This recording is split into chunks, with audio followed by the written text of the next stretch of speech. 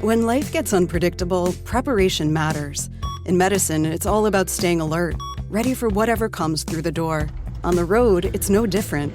That's why Volvo designs vehicles to help anticipate risk, reduce harm, and protect lives. The Volvo XC90's advanced safety systems inspire confident decisions wherever the road takes you.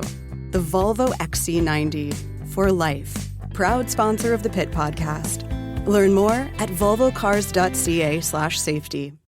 All right, welcome back to the Elias Macko Show. The Caisse de dépôt et placement du Québec is helping finance another major data center project in Montreal, but the investment is drawing attention and scrutiny because the company behind it is American. According to a report in Journal de Montréal, the Caisse has loaned about $240 million to the U.S.-based company called Cologix, hope I'm saying that one right, to help build a new data center in Montreal's Saint Laurent Technopark. While the CDPQ is investing with the U.S. companies in Quebec, with this U.S. company, companies in Quebec are struggling to get the resources needed to open their own data centers, locally owned data centers. Let's head over to Greg Kelley. He's the Liberal M&A for Jacques-Cartier and the official opposition critic for energy. Greg, welcome back to the program. Hey, Elias. Thanks for having me on. So what, Mr. Kelley, I should say. I went to first name right off the bat there. Greg. Greg's fine, Elias. Known you long enough. So, Greg, why do you have concerns about what the Caisse de dépôt is doing here? Yeah, I mean, I think it's more a question of the fact it's not necessarily the investment itself. It's the energy component. I think what is so frustrating to a company like Qscale is it's not necessarily getting the financing from the Caisse de dépôt or from Investissement Québec.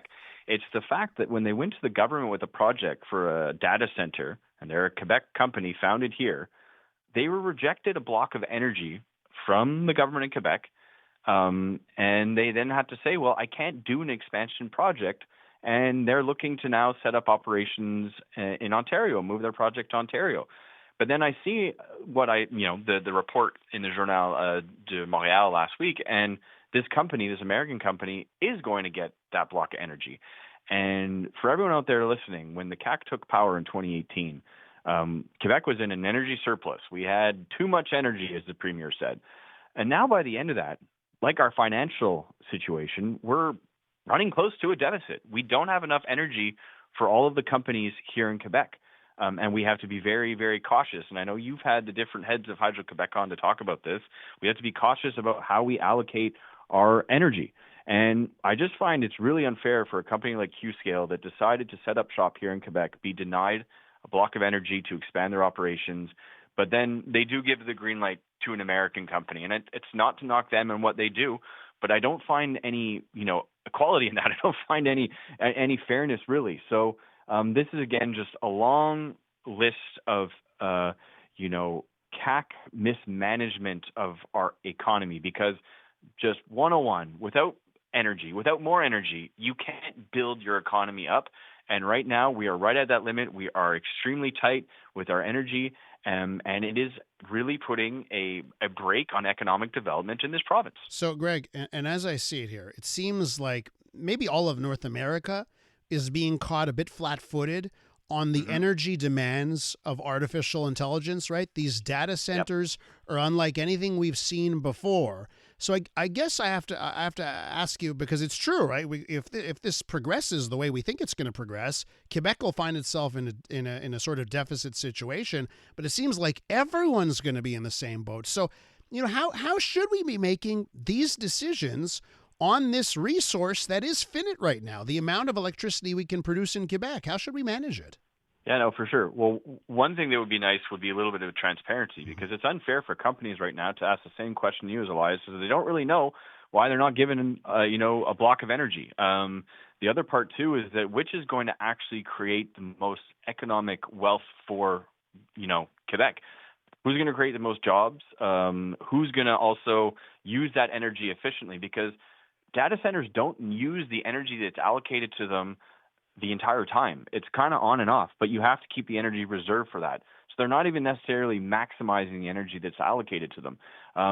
You do need data centers. No one's denying that. But when I had Michael Sabia in commission last year, and I asked him that question, he was pretty blunt. He's like, Quebec and Canada needs a data center policy and a strategy. You can't just wing it. And I get the sense that, yet again, the government is winging it and putting Hydro-Quebec in a bit of a difficult situation. And there's no doubt right now that we have to continue to use our energy that is existing to maximize the companies that are set up here. And there are certain sectors of the economy, aluminum, steel, that with the tariffs that they're facing, we need to make sure that we're protecting and encouraging those industries to find other markets and keep their prices competitive. And you can also go to the agriculture sector, the food transformation sector. Those are big parts of Quebec. They use a lot of energy.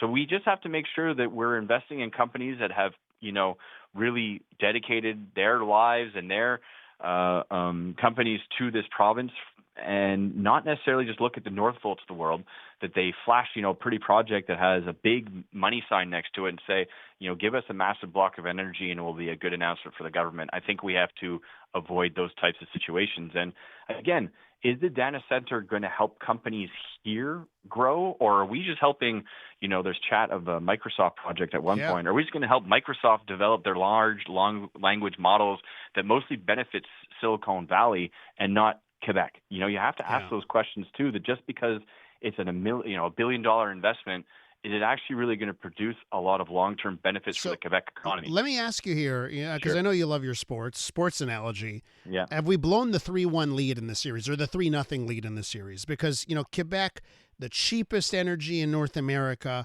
and we had this big surplus. Did we fail in the last 8 years of not building up production so that we could eat everybody's lunch? Because, on that Microsoft data center, it should be here. All of the data centers should be here, but they can't be if we don't have enough electricity. Did we blow a huge lead? I think we did blow a huge lead. And if I'm going to be somewhat generous, we blew the lead in the third period, and we're going into overtime. We don't know what the score is yet, because Quebec still does have Hydro-Quebec, which has great expertise. We can build some capacity. But what frustrates me right now, Elias, is that other jurisdictions, California and Texas in particular, are moving so quickly with renewable energies, battery storage as well, to make sure that they can keep those data centers in place. Whereas Quebec, it has been a little bit slow. And again, it's not just for data centers. It's, if you look through the list of companies that have mining sector, like I mentioned, steel, aluminum, you can go through the litany of the different companies. There are so many that are waiting for more energy, and they can't expand because they don't have those blocks of energy. So for sure, you have to think, was maybe making those deals with Massachusetts and New York the best, doing both at the same time? I would say that it was not, because the government, they didn't do this overhaul of reviewing how much energy we need until those deals were already in place. Mr. Legault said in 2018 one of his priorities was to get rid of the energy surpluses we have, and he accomplished that. But now we're in an energy crunch, and it's detrimental to our economy. Greg, we're going to have to leave it there. Great talking to you about this. Come back soon, okay? It's a pleasure. Take care, Elias. Have a good rest of your day. That's Greg Kelley, Liberal MNA for Jacques-Cartier and the official opposition critic on energy matters. Introducing Bryan Adams Radio on iHeartRadio. Hosted by Bryan Adams himself. Join me for an insider look on a wild ride through 40 years of global rock and roll. Bryan Adams Radio. Now available on the free iHeartRadio app.